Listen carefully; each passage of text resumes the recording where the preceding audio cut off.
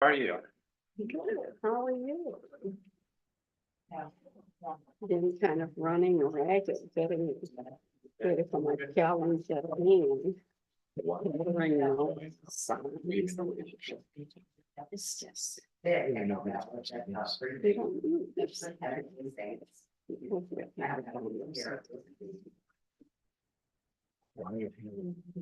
No, here I live on East. He's like there. He called me. You never know. She probably would go there. You think she would? Oh, probably.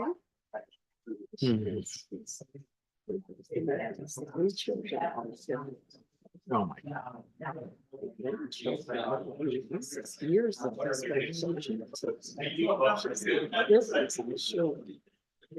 Might be too old for him. Okay.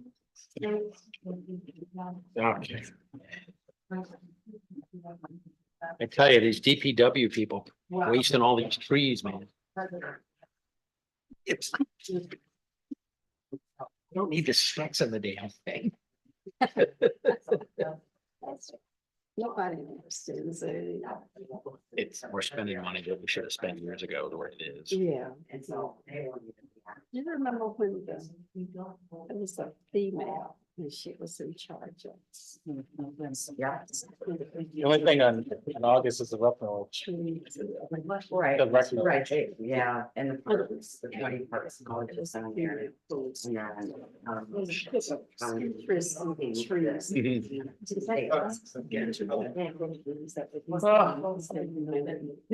not still trying to get the kids to sleep a little bit more, but you know, better than the first one. I know, this will be the third one this year, so. I know, it's confusing, it's very. Show me. And so let's see. Can't remember what the last one. Did you? I just can't wait when I go to consensus for them people who take some forever to send in. I've had some.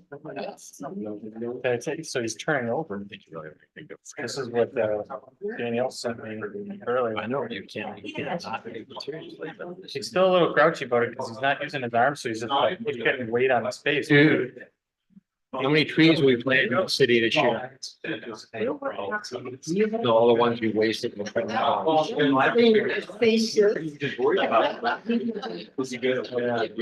Yeah, he started bad. I was like, so. Getting there. Getting there. Oh, that was great. I was thinking. Okay. I think that we. Oh, I was just, showing Glenn that he's started a roll boy. But he's kind of like base planning, so he cries because he's got weight on his face instead of on his arm. Every time it rains. But he's almost real like just like. There he goes. Well, it is 70 years old. It is. This is the line. It's all those Oh, yeah. little things. Yeah. This stuff or this stuff? That was Danielle back. Nice. No, she's got, Phone with a rubber. no, she's only 8 weeks, so she's off. This is 6 weeks. I think this is week 6, so she's. So why don't you just spray that on the thing that's leaking? He starts daycare and she goes back. So. The 16-inch one. That's got a leak on the end. First you need to stop. You can't just spray in the water. You can't spray on the outside. Like, I think I'm gonna struggle. Once you see that you. That's what we should do. We should flex seal it. Can you flex seal it to stop it? Yeah, I think she's going to ultimately embrace it, but. It's not, it's on the glass, the roads though, isn't that the new surface material? Oh. We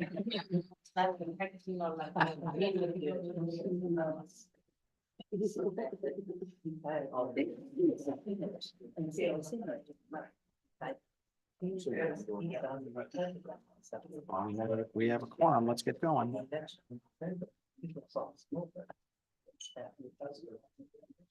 No, do that. Oh, yeah, Yeah.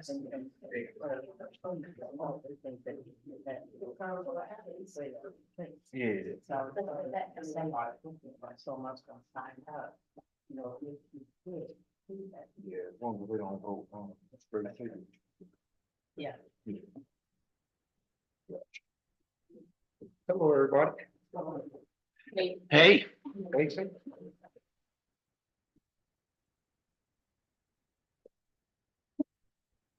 The audit guy.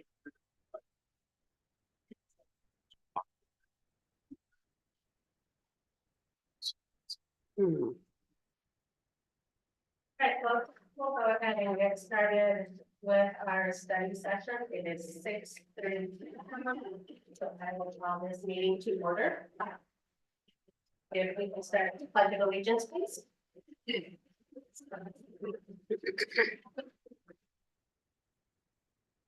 I pledge allegiance to the flag of the United States of America and to the republic for which it stands, one nation, under God, indivisible, with liberty and justice for all. City clerk, may we take roll call first, please? Councilmember Williams, Present. Reed, Present. Jackson, Here. Lawler, Davis, Here. French, Here. and Mayor Snyder. Here. All right, so study session is just to discuss items that be needing for action at our regular council meeting. First on the agenda is to approve the counter offer for the purchase of 310 Hebrew Drive. Attorney Harkness, did you want to go get us through this or? Well, from my understanding, the owner made a counter offer, which was the same offer that they made originally. So I don't believe there's any changes to what the offer was last meeting. So they requested that it be put back on the agenda. The one thing I saw differently, it was just justification for the price. Right. Is that correct? Yeah. Do we have questions or comments?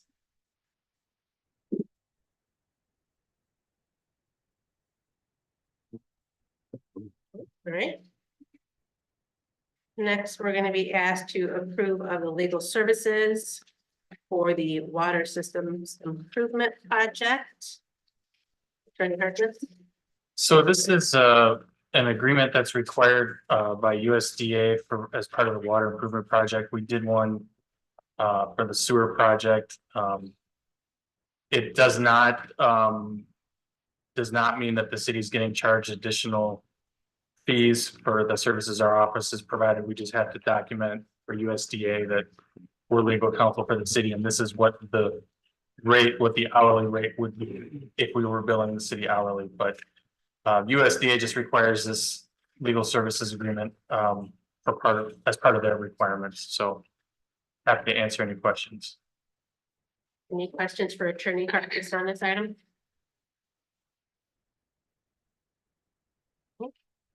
Next, we're going to be asked to approve the first reading of ordinance 2404.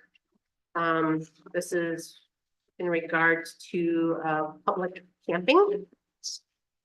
So, and Assistant City Manager, do you like to take this one or Did you Attorney Harkness? talk about the ordinance or? Sure, I mean, I'm happy to. So this was something that the assistant city manager / chief of public safety brought up at a previous meeting. There was a case out west that came out or went to the US Supreme Court, City of Grants Pass versus Johnson, that was just ruled on this year, and it basically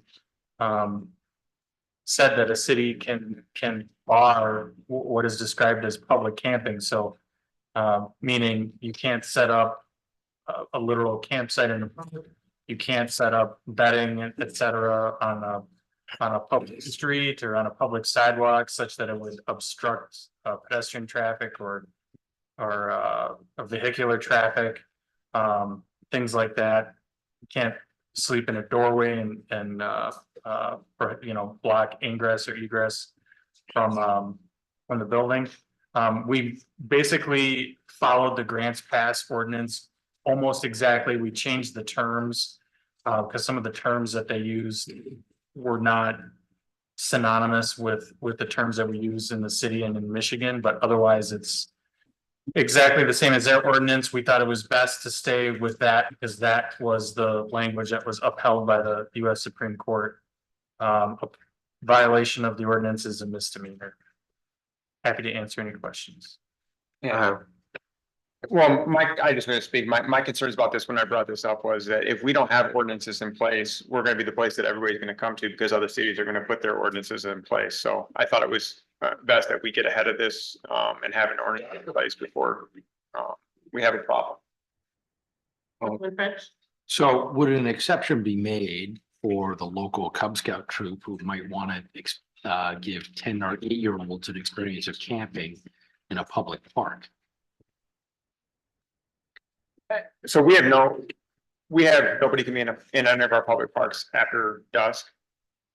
From dusk till dawn. So that would be something that if the council was going to approve, I think they would approve on a case by case basis. I just want to make sure that this ordinance allows if that some sort of, public group wishing to have a camp out at a park as part of any kind of celebration or anything like that, that would be allowed if applied for. We built, there's a mechanism built in under subsection C that allows council via resolution to exempt a special event. Great, thank you. Councilman Ray? Yeah, thank you, Mayor.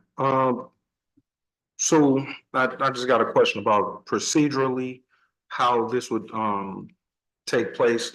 I see that it's a misdemeanor fine of up to 9, well, there's a misdemeanor, it's up to 90 days in jail or $500 fine. Preceding any legal action, is it you asking that person to leave and they either leave or they don't leave? Is that how that works? In terms of, I'll defer to chief, how he. I mean, generally, Do enforcement. almost everything that we do enforcing, especially misdemeanors, is we request people to stop before we actually take any enforcement action against that. I would say this would be very similar to trespassing. We can't charge somebody with trespassing until we've told them they can't be there anymore, and so then they would have to leave at that point. So I don't see why we would enforce this any differently. Okay. In terms of formal removal, though, I mean, if we're talking about like something more than just an individual on the sidewalk or in a doorway, if we're talking about like the quintessential example of somebody set up on the sidewalk in kind of like a tent city type scenario, the ordinance requires a 24-hour posting to basically say you need to get rid of this, and then they give them also information about here's where you can get social services and things like that. And then after the 24 hours passes, then hosts can come in and remove the campsite and then, cite them for the misdemeanor. Perfect. So I guess that was gonna go to one of my questions is that, let's say that there is somebody sleeping in a doorway, a vacant building. They have like a tent set up, they have personal possessions there. You can tell that they've been there. You post 24 hours, they just pick up everything and move down the block. Does this process continue?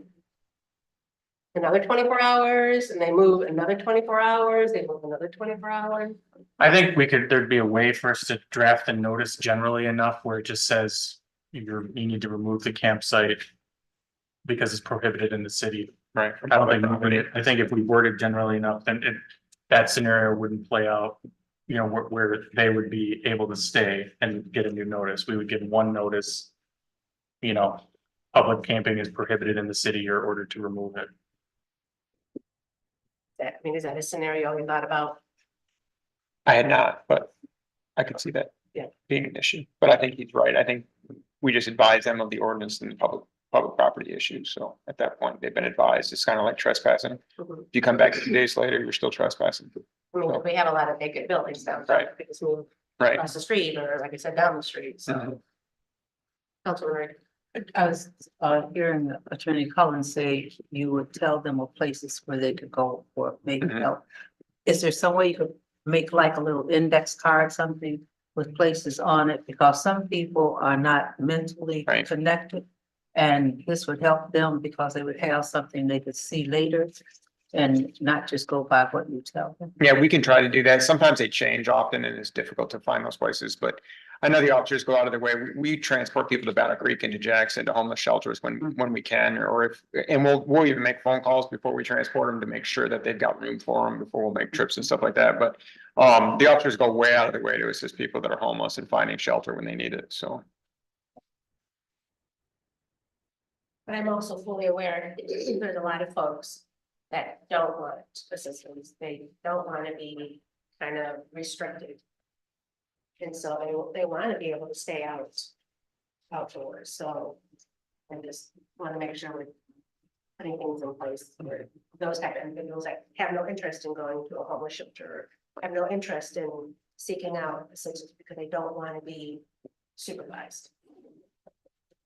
Maybe you want to change. Any other questions or comments on this item? All right. Next, we're going to be asked to approve the first reading of ordinance 2024-05. And this is in regards to the nuisance parties. Jenny Harkness. So I think most of council is aware of ongoing issues with these kind of parties that set up in vacant lots or vacant properties, or even at occupied properties, and they spill out into the street. And I mean, they've been problematic for as long as I've been here. The problem has been enforcement.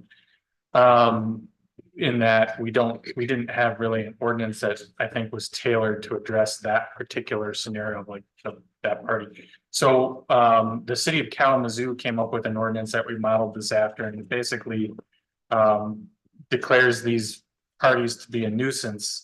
And basically what's going to constitute a nuisance is if they're unlawfully selling, furnishing, consuming public beverages or alcoholic beverages, urinating or defecating in public, depositing trash or litter, destroying any property, blocking traffic, parking vehicles upon private property or in a way that is otherwise violative of our ordinances, unreasonably loud noise that disturbs surrounding properties, any condition that injures people, anything that endangers the safety of persons or property in the neighborhood.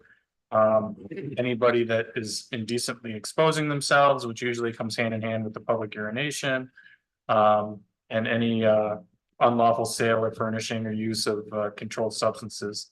And so it prohibits people from holding those parties and attending those types of parties where any of those things are going on, and then a violation is again a misdemeanor. Any questions? Is there Attorney Harkness, Councilman Williams? Yep, thank you, Mayor. Chief, when we spoke before, I know we talked about the Kalamazoo ordinance and what they passed and how effective it was. This varies differently from what we had discussed previously. Well, no, this is the ordinance that Kalamazoo has that they use. Now, they also use the ordinance with vehicles where they can forfeit vehicles. But it all falls under this, basically violating this ordinance that they use that to, and Jason or Colin could probably explain better, the forfeiture of vehicles and stuff when they're considered a nuisance under the. Yeah, well, forfeiture has undergone some significant legislative changes over the years, such that the intent of the changes was to basically make vehicle forfeiture almost impossible. You basically have to have a conviction now. Yeah. Before you can do a forfeiture. So we used to do a ton of forfeiture probably up until. But this would be omnibus forfeiture, is that? And they made the same changes to the Yeah. omnibus statute that they made to the controlled substances Right. statute. So we used to do a ton of forfeiture up until 2015, but then the legislature changed everything, and we basically stopped in 2015. Kalamazoo's had a good luck with theirs where they send letters to registered owners saying that they're gonna forfeit those vehicles and then they tend not to show up again. Because usually it's not the registered owners that are driving them. Yeah, parents Oh, or. yeah, so they just get the license plates and send those, and we could get to that point. So far, as far as the vehicles driving around, hasn't been a huge issue. It's been more individuals and having parties in such, in, different areas. The last one that was up on Broadwell Street that we had, or Third Street. According to the property owner, he never gave them permission to be on the property. But again, this would give us just an extra enforcement action and probably be able to shut them down a little fast. They get to the point they did that night. But when they start out on private property, it's a little harder for us to enforce these. This would give us a little bit of that ability to kind of stop them before they happen. So, or as as they start to happen. So, Okay, now, I understand that the scenarios that we've had where private property has factored into this, Mhm. and it wasn't necessarily the property owners who were having the parties. Yep. How does this affect, let's say Miss Reed wants to have a party over at her house and she's got her music a little loud. And her neighbor down the street, not a big fan of hers. I don't see that being any different than the way we handle it now, where that's just a noise complaint. We deal with a noise complaint. I think it has to do with the number of people. When you get into the hundreds of people and it's spilling out into the streets and that kind of thing is completely different than having, 20, 30 people over at your house for a party and it just being a little loud, the neighbors complaining. So you're gonna have to do a little bit of discretion. Ms. Reed's party, we're not gonna get as wild as the ones that have been problematic. I think the ones that have been problematic for the city are the ones where there's 100 people there, they're spilling into the street, there's alcohol, there's drugs. Yeah, There's, and the biggest ones, and we get plenty of notice on these when they're gonna happen, but the ones that get advertised on social media where people are putting out open party, free alcohol, that kind of thing, those would be considered nuisance parties when they're doing them like that. Gotcha. Yeah. All right, perfect, thank you. Any other questions?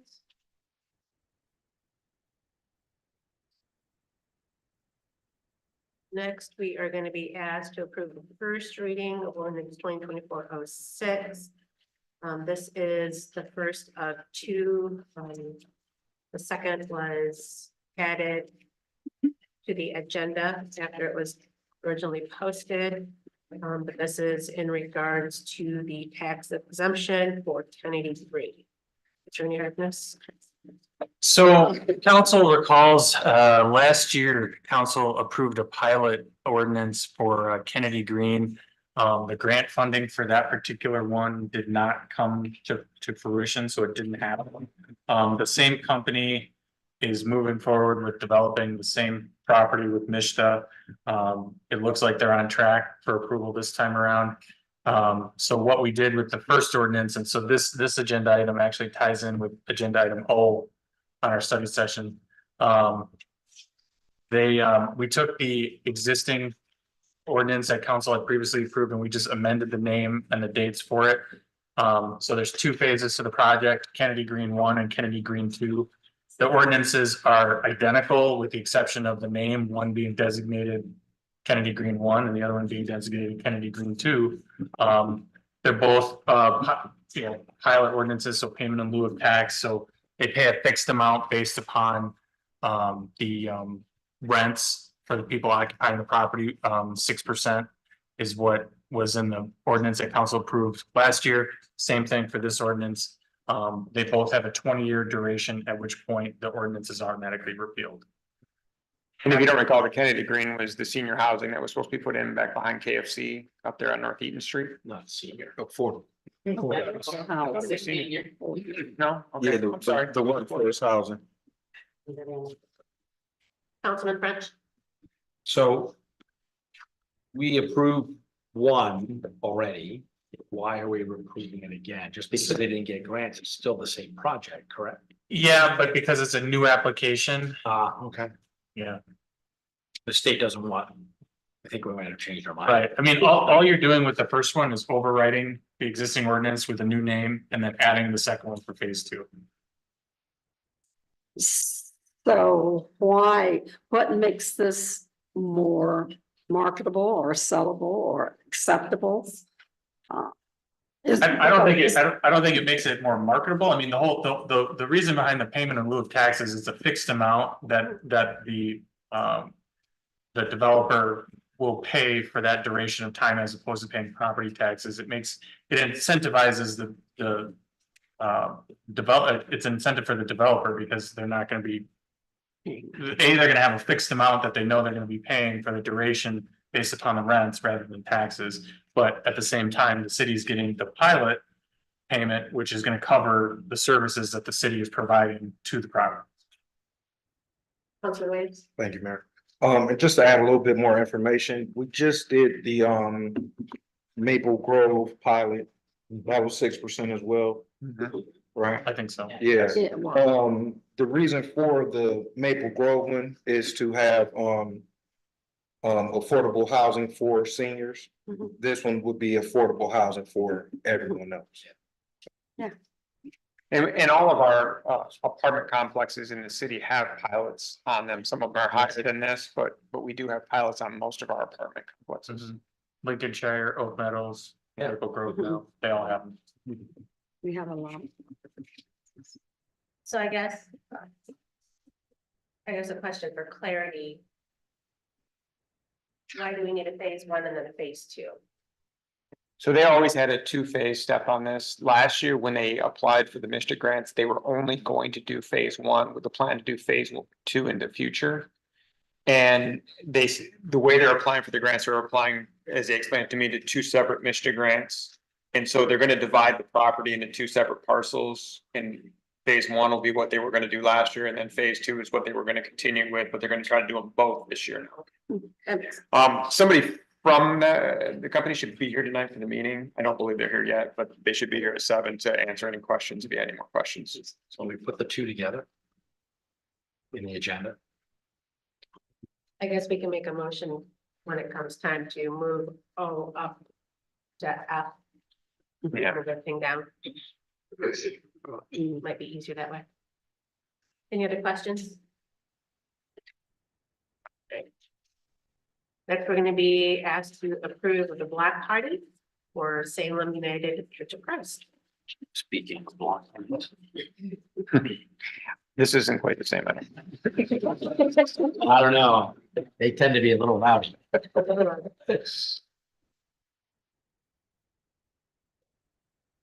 So this, because it's a block party, is this why it has to be, They're requesting the street to be shut down, so it's council approval for that, yeah. do we have any questions in regards to this request? I mean, ideally, based on our ordinance for block parties, this is exactly what it's for, so. All right, next, we're gonna be asked to approve the purchase of 2 large dump and plow trucks.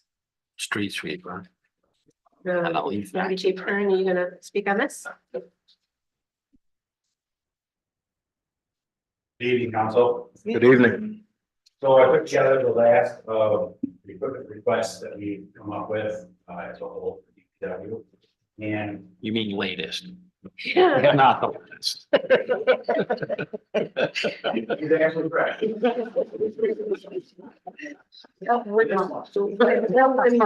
Yes. We still got a month. 4 weeks, but Yeah. Man, so we looked at a couple different dump trucks, we got with the county, we got with MDOT. Like I said before, we have a couple of estimating companies, well, I picked everybody's brains of what would work best for us. We basically modeled the last truck that we had purchased back in 2010. We did a couple little different things to it, we got a frame will be coated so it doesn't rust as fast. And everything, you know, it's gonna have some plow. The street sweeper, I know I got up here and originally said, I think we're better off leasing. So we leased it. We released a brand new one, and it was local. So then we went to a different company. We leased that, and, or we did demo. And the guys all had said that have worked, that have used them the most, said that this one that's in the picture is absolutely amazing. They've never seen anything like it. So we put it to the test. One of the guys went out and found the worst road that had not been cleaned because of the most trash. That's impossible. That wasn't my street. There was actually dirt and stuff going up above the, up to the curb and actually over the curb. They made 2 passes and it literally took care of everything. And then this has an arm that goes up on the sidewalk and sweeps it out. Oh, wow. And I'll admit, when I first saw it, I was like, we're over. They tried it and it was phenomenal. So then we're renting one right now. You probably have all seen going around the city. That's the one that initially that we've always rented. I've always wanted that. This one outperformed the current one. And on top of it, it's getting harder and harder for us to lease because the these companies are finding is that municipalities don't wanna buy, they just wanna lease. And so they're starting to shrink that market down. So we're having a harder time doing it. And then everybody else that hasn't bought one, we're at the mercy of getting on the schedule to get it available for us already. So they're looking at all the manufacturers, this by far is the best. I still think even if you get it, keep it for about 6-7 years-ish, maybe 8, and then we move it down the road. Our problem has always been, like I said before, we don't get rid of things, and they got values, and we end up just costing a ton of money. It's no different than your personal cars. You can't keep them forever. What will be nice about this is we'll be able to start street sweeping on a regular basis, finally. The leaf bag. This is the trailer mount system. The city of Columbus, Ohio, has 8 of these. So we talked to them to see how they work. They absolutely love it. And what this is meant to do, lift the low behind either a tractor that we just got or one of the new dump trucks. This will be able to have a guy sitting on the unit itself, as a hydraulic arm, basically come through, suck up any debris that is left in the street or on the front, like the right of way that we have, or especially in the cemetery or in the parks. And then right after that, they run a street sweeper right after it. And so when they get done doing it, everything is perfect and it looks good. So the next will be, but I will say I was actually shocked at how these fall in this city. It is insane. So definitely need something that's going to be able to handle this. What's nice about this unit, we can literally take the tree down, back right up, the back end opens up, dumps out on its own. We don't have to disconnect anything, and then closes and go right back in business at the next street. We did look at, Councilman Williams wanted us to look into leasing financing options. We were able to find a company that will offer us 8 years at 5.05%. I originally sent it out to you all saying that was going to be 6.67. We found a company that was better. But it specifically does equipment leases. It's like a lease to own, or I'm sorry, a purchase lease agreement. So we buy it and get it for $1. We're done. But this is by far, I think, the best way to go. Sitting down with finance director Bart, you get the right lead for the better on that part. So given the time, I'm gonna wrap it up here for you. I'm sure you'll give us much more information at a regular session. I want to give time for public comments. So if there is anybody in the gallery that would like to stand and address council, you may do so at this time. Take 3 minutes to join. Scotty Green, 24177 at Drive South. Here, when I have a look over your agenda and came across, and I know I spoke to this at a meeting in the past about the house here and how in this ordinance, though legal does not mean moral, nor does it mean ethical. So this ordinance does nothing but push the problem to the next city and the next city and the next city. It does nothing to address the problem of homelessness and the unhoused.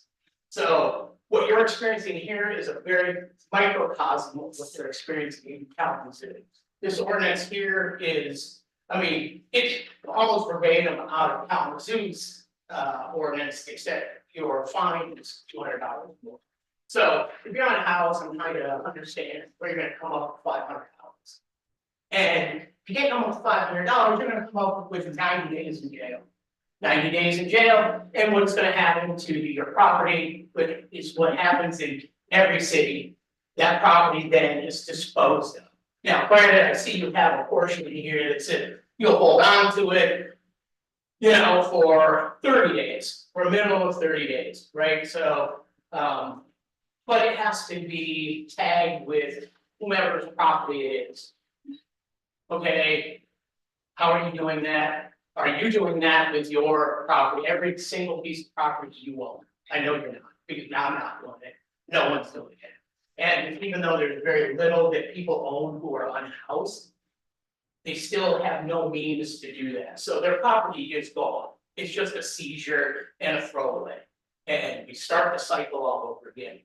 I know one of the, the idea of handing out business cards is so that they can access services. That is it's a start, but people who are experiencing homelessness are experiencing, generally lifelong trauma.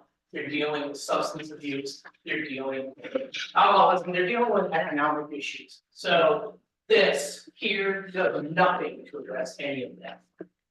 It does zero. Now, I understand that addressing homelessness is very expensive. But all you're going to do is put it to the next city, and people in the next city are going to come. This is a cat and mouse game, and you need to have a better plan than a 3-page ordinance of rules that lean towards not taking care of the problem. They lean towards, not in my city, move on, don't care where you're going, just not in my city. So, I see my time is out, but that being said, this is the borders on our pages, so I'll leave it at that.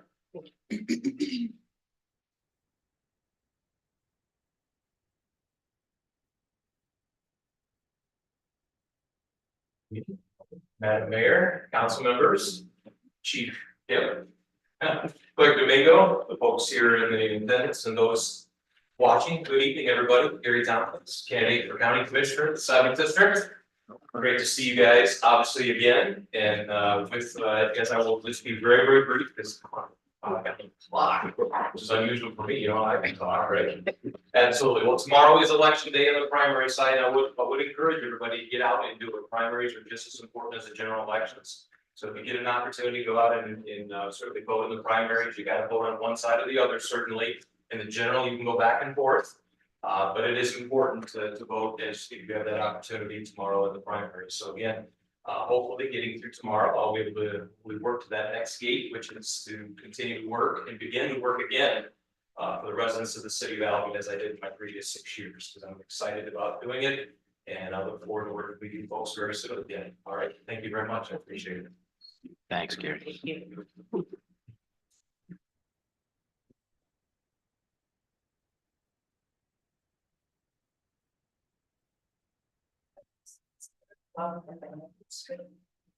This concerns the parcel on Cooper Drive.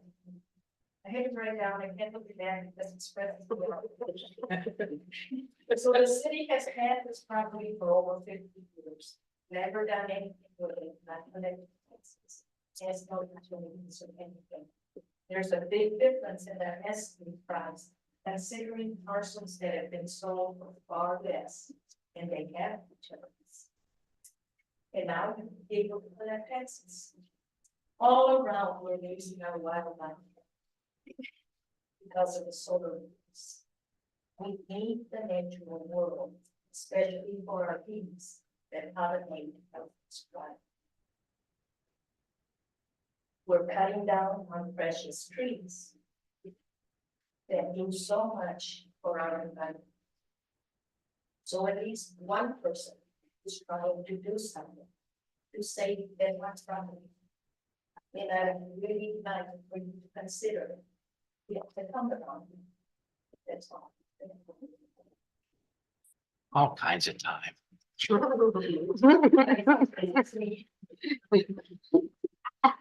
Literally. Anybody else like to stand and address council? All right, seeing no movement, do I have a motion to adjourn? Support. Study session adjourned, 7:03 PM.